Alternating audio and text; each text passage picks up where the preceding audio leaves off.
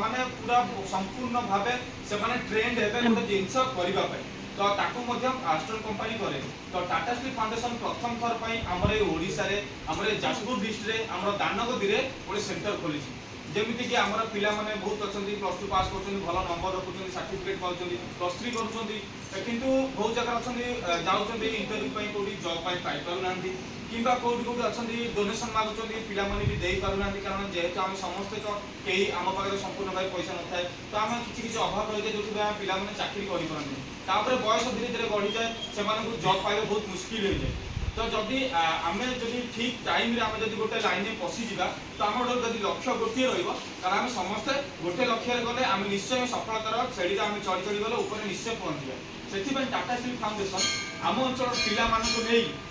गोटे कोर्स आनी जहाँकि गोटे 1 ईयर डिप्लोमा कोर्स से कोर्स की पिला माने करिला परे से मानको 100% हमर बड़ बड़ हॉस्पिटल मानकरे जॉब मिलुची हमर प्लेसमेंट दिया दोची हमर इंस्टीट्यूट तरफ तो ये कोर्स टी हमर प्लस 2 पास जो माने करूचंती से माने साइंस पढी थांतु आर्ट्स पढी थांतु कॉमर्स पढी थांतु जहां भी पढी थांतु सेमानक पई एलिजिबल रहउची एवं ए कोर्स टी हमर तीन भाग रे विभक्त होईची जेमिति कि हमर रेडियोलॉजी टेक्नीशियन जेमिति आपण जानिथिबे हॉस्पिटल माने जाइथिबे तो सेठी देखिथिबे कि हमर MRI machine X-ray machine CT scan machine ए सब मशीन जिनस सब थाई आपण निश्चय देखिथिबे गर्भवती महिला माने भी गले जेतल ताकर एक्सरे हुए सॉरी एक्सरे कहूची ताकर मैडम कोन हुए अल्ट्रासाउंड